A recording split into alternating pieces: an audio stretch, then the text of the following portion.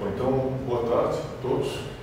Obrigado pela assistência aqui, né? Assistindo ao trabalho, apesar dele não ter tido muita divulgação. Aconteceu um probleminha aí na questão da divulgação desse trabalho. Mas eu vou apresentar aqui, da mesma maneira que o Marcos apresentou anteriormente, o trabalho que eu recebi apoio da universidade para apresentar no congresso. Na verdade, o mesmo congresso que o Marcos foi, que foi em Heráclito, na Grécia. Eu vou falar um pouquinho sobre ele depois, mas foi nesse contexto que eu apresentei esse trabalho aqui. Tá? Eu não fiz uma apresentação, não cheguei a preparar uma apresentação descritiva do evento, assim como o Marcos fez, mas eu vou apresentar ele de uma outra maneira. Eu vou pegar aqui, vou apresentar a página do site do evento, que é o ACEX, esse evento aqui, que é justamente o 16ª Conferência Internacional em Engenharia Computacional e Experimental Avançada. Então, o nome desse congresso é ACEX, edição 2023, foi realizado aqui na Grécia, e nesse congresso eu participo já faz desde 2008, se não me engano, organizo uma sessão, que é a sessão 9, que esse ano eu organizei em conjunto com o professor Olavo, da USP, eu chamei o professor Olavo para me organizar junto comigo, e convidei alguns trabalhos. Esses trabalhos aqui são convidados, né, que foram no caráter de palestra convidada, e teve mais alguns trabalhos que se apresentaram nessa sessão sem ter esse caráter de convidado. Então, de uma maneira descritiva, a minha participação nesse congresso ela já é tradicional. Deixa eu ver aqui. Geralmente aqui embaixo ela tem as versões do evento, e aqui remonta a 2009. Se a gente pegar aqui, talvez já em 2011,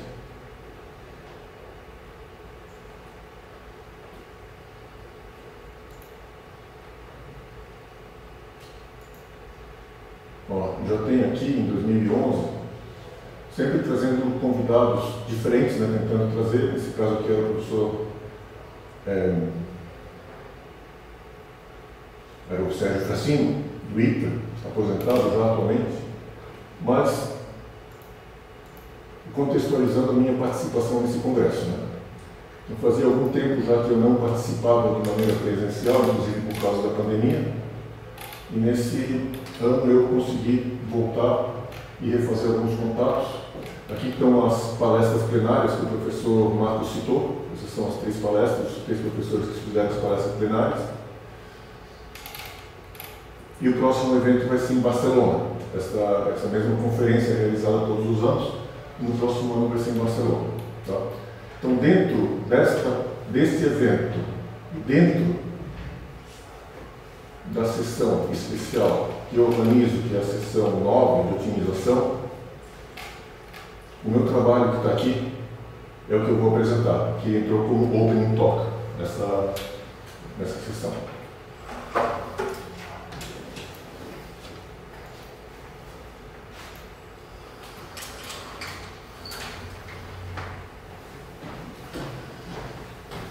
Então, o trabalho ele diz respeito à otimização de estruturas treliçadas, as space frames, as estruturas treliçadas, com conexões semi-rígidas. Então, quando a gente tem uma treliça, na extremidade, onde um elemento, uma barra, se conecta com a outra, geralmente a gente faz uma idealização que essa conexão é tipo uma rótula, né, no qual os elementos só transmitem as forças axiais, né, de tração ou compressão, que eles não conseguem transmitir em momento, que eles são rotulados aí, ou a gente faz uma idealização em que eles são completamente ligados, tipo uma solda, em que o momento é transmitido completamente, né, sem ter como se fosse uma ligação sólida, né? Na verdade, então, a gente aqui faz uma extensão desse conceito de ter ou uma ligação completamente que permite completamente o giro, ou outra que impede completamente o giro e permite a introdução de conexões semi-rígidas, que seriam conexões que têm alguma rigidez ao giro, mas não completamente como se ela fosse rotulada, que é o que acontece na prática, porque as conexões elas se deformam, né, e permitem alguma deformação, alguma rotação que fica em algo intermediário entre uma ligação rotulada e uma fixa. Então, para que vocês, eu preparei aqui, vamos ver se funciona, para que vocês tenham um pouco mais de incentivo aqui.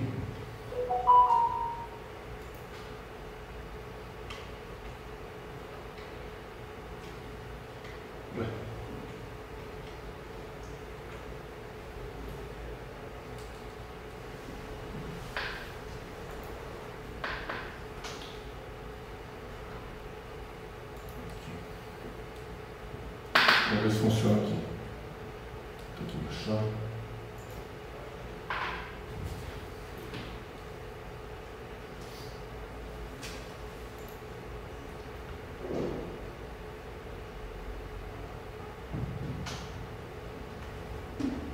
Acho que baixou de baixar, mas Eu acho que tem que baixar tudo. Acho que tem que baixar o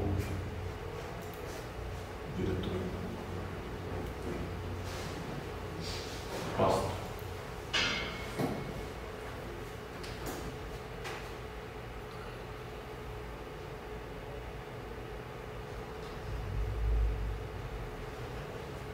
Como que eu subo a pasta aqui?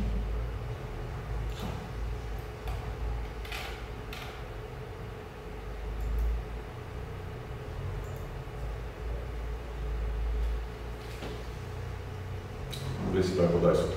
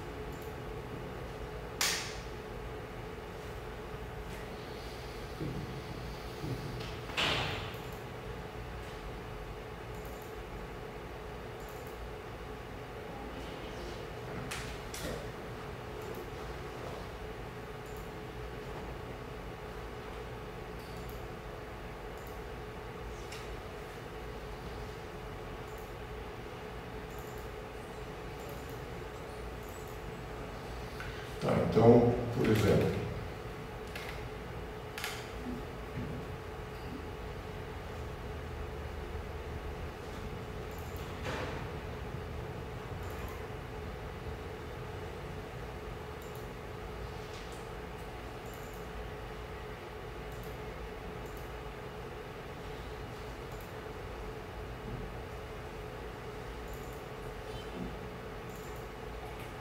aqui, para vocês terem uma ideia, aqui eu tenho um probleminha de otimização que eu desenvolvi em conjunto com alguns alunos há vários anos. Isso aqui, se vocês olharem, é de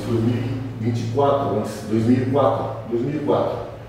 Então, é um programinha de otimização de treliças tridimensional, né? Os meus alunos, na época, eles me ajudaram a fazer essa interface gráfica. Eu tinha já o programa que fazia otimização, mas aqui vocês vão ver uma otimização em tempo real. Tá? Então tem uma estrutura 3D, todas as ligações aqui são rotuladas, né? Elas são tipo pino, então só transmite carregamento de tração e compressão, e tem esses carregamentos lá em cima. O objetivo é encontrar a estrutura com menor massa, né? Que seja mais leve, menos material, e que consiga suportar restrições que são estabelecidas de deslocamento e de tensões. Tá? Então tem um limite de tensão admissível nas barras e tem um limite de deslocamento. E na otimização eu vou tirar a massa para tentar fazer a estrutura mais leve possível, mas que suporte essas condições.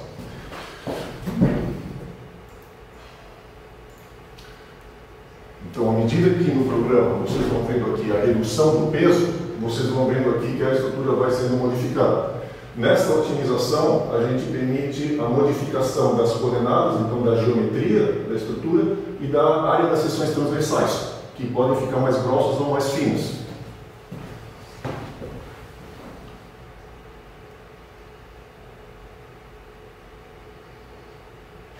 Então chegou no final, a estrutura otimizada, tá? Ela assume uma geometria bem diferente da inicial e o peso diminuiu bastante. Tá? Um outro exemplo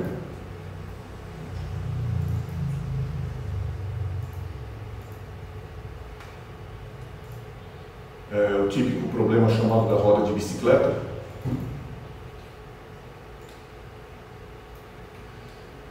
que é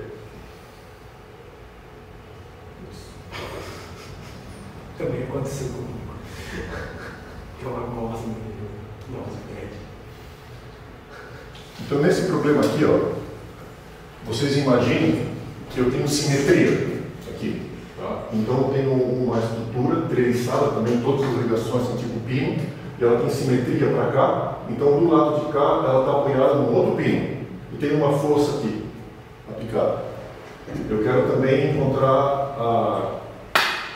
a estrutura que tenha peso mínimo e que novamente suporte as restrições que eu vou ter de tensão admissível máxima, que não pode ser ultrapassada em tração e em compressão. E não me lembro se esse problema tem restrição de deslocamento. Tá? Mas vocês vão ver que, de uma maneira numérica, sem a gente falar nada, né, para o programa, ele vai encontrar uma geometria bastante conhecida.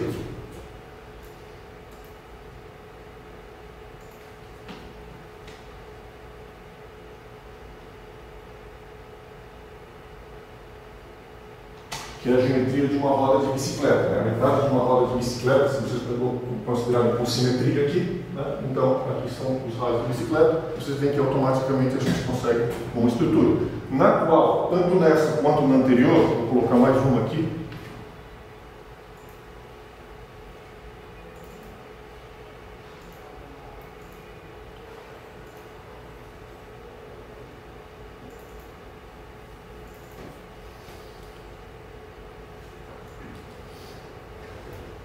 aqui eu tenho mais um problema, nesse caso aqui é uma ponte. Tem um pino aqui e uma rótula lá. Tá? E cada cor indica um caso de carregamento diferente, independente dos demais. Então isso daqui está indicando, por exemplo, uma ponte que está passando um caminhão ou um carro, que num instante está aqui, e quando ele está aqui, vai provocar uma deformação na estrutura, vai ter um padrão de deslocamento, carregamento aplicado de maneira assimétrica na ponte, então vai ter um padrão de deslocamentos e um padrão de tensões. Num outro instante, o carro não está mais ali, está aqui na frente. Né? E aí vai ter um outro padrão de deslocamento, de tensões. O que eu quero é que depois do carro passar por todas essas situações aqui, eu quero minimizar a massa dessa ponte, de maneira que em nenhuma dessas situações individualmente me ultrapasse a tensão admissível e os deslocamentos estabelecidos como deslocamentos máximos. Tá?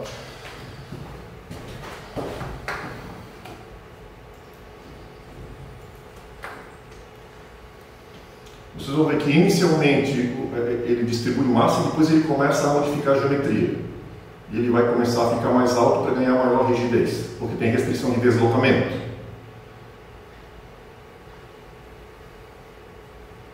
Já convergiu.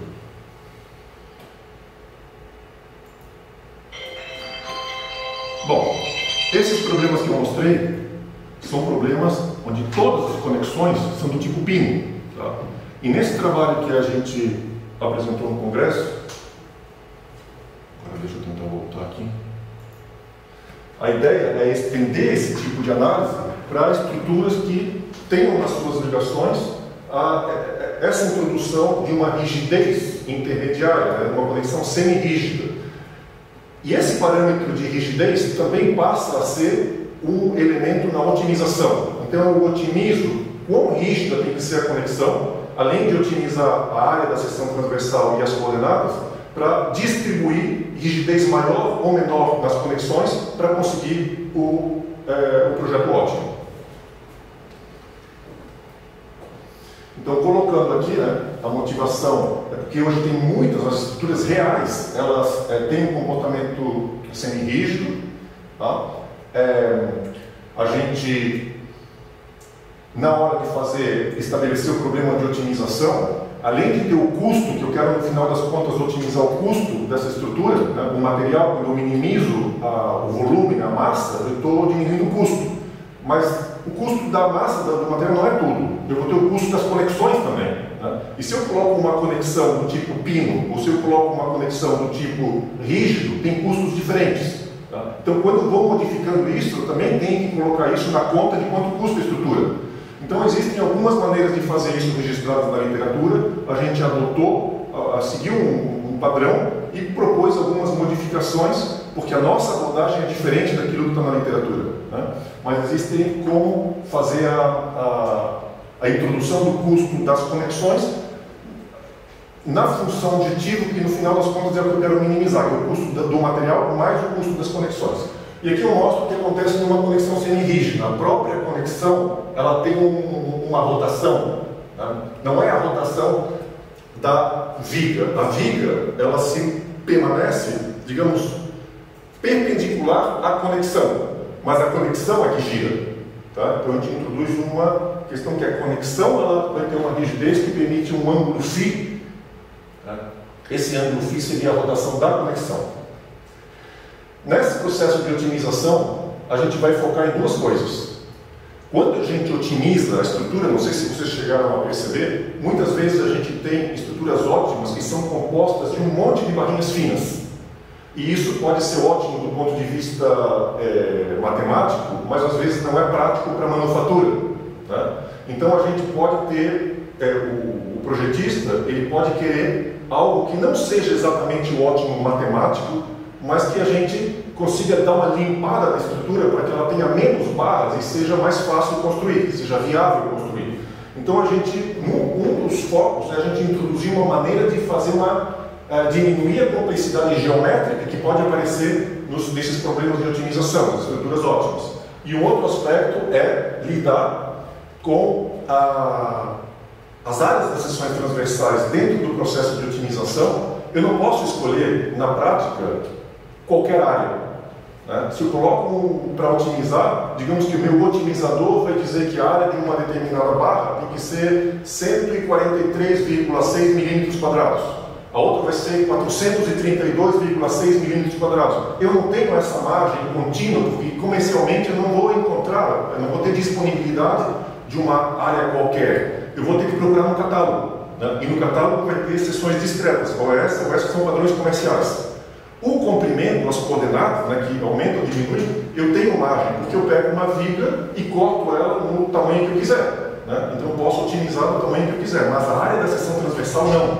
Então, nesse problema que eu mostrei para vocês agora há pouco na tela, as áreas eram contínuas, que é uma coisa mais acadêmica. Mas na prática, eu preciso selecionar as áreas dentro de um conjunto discreto de catálogo. E nesse trabalho a gente mostra também como fazer isso, uma abordagem para lidar com um problema de otimização misto, em que algumas variáveis são contínuas, as áreas e os fatores de fixação, que são a rigidez das conexões, e as áreas são valores discretos, né, de um conjunto de catálogo. Então aqui está a segunda parte, onde a gente entra com valores discretos das áreas. Os problemas que a gente vai analisar numericamente para a redução da complexidade vai ser um problema 2D com 3 casos de carregamento. A mesma estrutura submetida ao carregamento vertical, a um carregamento horizontal e a um carregamento nas duas direções. E para analisar o problema com variáveis discretas, eu vou estudar um problema tridimensional, que é de uma estrutura tipo viga, ela está engastada aqui atrás, mas ela funciona como um todo como viga, porque ela vai suportar flexão, mas ela é composta de barrinhas com ligações rotuladas. Tá? É uma estrutura tipo viga, mas composta de barras.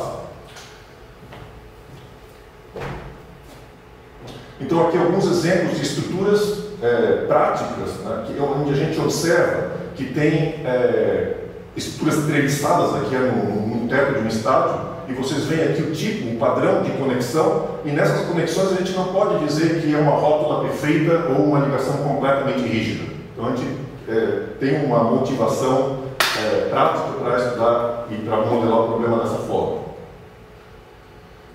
aqui a gente vê que o ângulo de rotação que eu vou considerar aqui na extremidade da viga, ele é composto de uma parcela, o ângulo total é a soma de dois ângulos. O ângulo que é o φ, que eu defini lá atrás, que é o ângulo de rotação da conexão, mais o ângulo, né, de rotação da viga ali na extremidade. Tá? E isso eu posso definir uma variável alfa, tá, que é associada com a rigidez da conexão.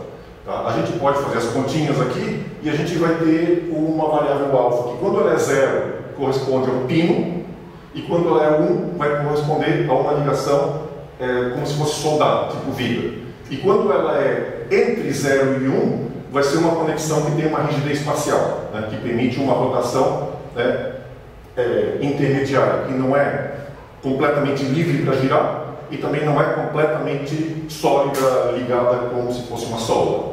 Então a gente permite essa variação entre 0 e 1 desse parâmetro alfa. E aqui está o modelo de como a gente idealiza. Tem um elemento, tá? E eu posso ter no nó da estrutura vários elementos ligados a ele, tá? Mas a gente idealiza como se no nó tivesse um conector sólido, rígido. Aqui seria um nó e o elemento se liga a ele de um lado, tá? E aqui eu tenho as molinhas que dariam essa rigidez semi-rígida, né? Essa conexão semi-rígida de um elemento que se liga no nó. Eu posso ter um outro elemento que se liga por outro lado no nó. Então, cada elemento tem a sua conexão, né, a sua rigidez quando é ligada no nó. Como computar o custo? Né, levar em consideração o custo das conexões semirrígidas. Na literatura, a gente tem que a gente leva em consideração nesse parâmetro aqui, ó, essa aqui é a função que eu quero minimizar. Aqui eu tenho o custo do material. Isso daqui é o volume de cada barra. Tá? Isso aqui é a área, o comprimento, que dá o volume. Isso daqui é a massa específica. Então aqui eu tenho a massa. Né? E aqui eu tenho um fator que é o custo do material, né, por unidade de massa. Tá? Então daqui eu saio com um valor, nesse termo, nesse somatório, eu faço o somatório sobre todas as barras e aqui eu vou ter um valor quantitativo de quanto que custa o material da estrutura. Eu quero minimizar. E nesse outro coeficiente que está aqui, é um coeficiente associado com o custo das conexões. E o custo das conexões é proposto na literatura através de uma variação. Isso está no Eurocode, está em várias normas, né, em que a gente faz uma aproximação, uma aproximação quadrática, em que de um lado aqui, quando eu tenho um pino, que corresponde àquele alfa igual a 0, aqui eu tenho o custo, né, que seria o custo de uma ligação rotulada. No outro lado aqui, quando eu tenho uma conexão tipo solda, digamos, né, eu tenho alfa igual a 1, aí eu vou ter o custo da conexão desse tipo rígida, né? E entre esse valor e esse outro, a gente aproxima uma parábola. Então, se eu tenho um valor intermediário de alfa, uma conexão semi-rígida aqui no meio, eu interpolo através de uma aproximação quadrática. E isso a gente segue, né? A gente seguiu isso, não inventou, a gente seguiu isso de aproximações que já tem na literatura e que estão em norma, inclusive. Tá? Esse é o tipo de padrão que eu digo que pode resultar de uma otimização, né, estrutural. Matematicamente, a solução exata matemática. Pode ser que na otimização seja mais conveniente separar o carregamento para ser suportado por várias barrinhas, gerando um resultado que é impraticável de manufaturar. Então eu quero limpar essa estrutura e encontrar algo que seja mais, né, mais factível. E aqui eu tenho também algumas formulações encontradas na literatura, em que se eu quero, aqui é um exemplo, né, eu tenho uma região 2D, uma região do espaço, em que eu quero colocar material aqui dentro, não sei como ainda, mas ele tem que suportar um carregamento aqui em cima e ele está vinculado nessas duas extremidades. E eu encho aqui dentro de barrinha, né, da maneira mais encho, e a otimização vai limpar isso e vai me dizer o que é, né, a solução ótima. A solução pura desse problema de otimização geraria algo desse tipo, em que eu tenho barrinhas intermediárias que são inconvenientes do ponto de vista de fabricação. Tá? Com a abordagem para limpar, eu acrescento. Qual que é a estratégia que a gente faz aqui? eu coloco artificialmente um custo elevado nas junções, tá? Nas ligações, nas conexões semi-rígidas. Então eu digo que o custo é o custo do material mais o custo das conexões, mas esse custo das conexões eu coloco lá em cima. Então o que ele vai tentar fazer? Vai tentar eliminar as conexões. Tá? E quando ele elimina as conexões, ele vai eliminar os elementos que estão ligando essas conexões. E aí vai acabar limpando a estrutura. Tá? Para fazer isso, a gente tem que associar esse custo com uma função Heaviside, que diz que ali tem uma barra ou não tem uma barra. Essa função Heaviside, que é a função salto unitário, né, que a gente utiliza bastante tá, em MSO1, inclusive, ela tem esse comportamento aqui.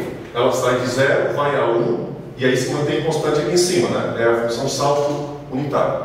Só que ela não é diferenciável. E para calcular na otimização precisa derivar para encontrar fazer análise de sensibilidade. Para poder, o processo de otimização exige diferenciabilidade. Então, ao invés de trabalhar com essa expressão Heaviside analítica, essa expressão que está aqui é uma função regularizada que substitui a função Heaviside por uma aproximação, em que à medida que eu aumento um parâmetro beta, a curvatura vai aumentando e ela vai se aproximando da função Heaviside analítica. Quando eu tenho uma função com um parâmetro beta baixo, ela não tem curvatura. Então, no começo do problema de otimização, tá, eu não vou definir de cara se eu tenho barra ou não tenho barra, porque o algoritmo está procurando ainda alguma solução. Então, numericamente, eu começo com o valor da função Heaviside beta baixo, né, para que haja um espaço que não decida ainda se tem ou se não tem barra, e à medida que o processo de otimização vai evoluindo, eu vou aumentando o valor do beta e vai tendendo a função Heaviside, que vai dizer que se ali fica uma barra ou se não ficou barra, tá, no processo. E aí, com essa estratégia, esses autores eles conseguem resultados desse tipo, aumentando o valor desse parâmetro, né, como disse, é aumentado artificialmente. Aqui eu tenho um parâmetro 10 na 0, parece, já dá uma limpada. Se eu aumento mais, vai para 10 na 1, ele limpa mais a estrutura. Tá? Isso já existe na literatura. Mas vocês podem ver que esse ajuste que existe na literatura está incidindo apenas sobre as áreas das seções transversais. Vocês podem ver que nesse problema daqui, tá, tanto neste quanto neste, os sujeitos, os autores, eles não mexeram nas coordenadas dos nós. Eles só fizeram algumas barras sumirem. As coordenadas, as posições, os comprimentos das barras são os mesmos. A única coisa que eles mexem, fazem aparecer ou desaparecer, são as áreas. No nosso, como eu mostrei ali, né, na telinha, eu modifico a área e as coordenadas. A geometria pode mudar. Então, uma barra que inicialmente era grande, no final do processo da otimização, ela pode ficar curtinha. Tá? Então, eu estendi esse procedimento que já existia. Esse procedimento aqui, ele lida para fazer uma área que está tendendo a 0 desaparecer, tá? Para não ficar aquela barrinha mínima. Mas eu tenho agora no meu processo de otimização, que é a otimização de layout, algumas barras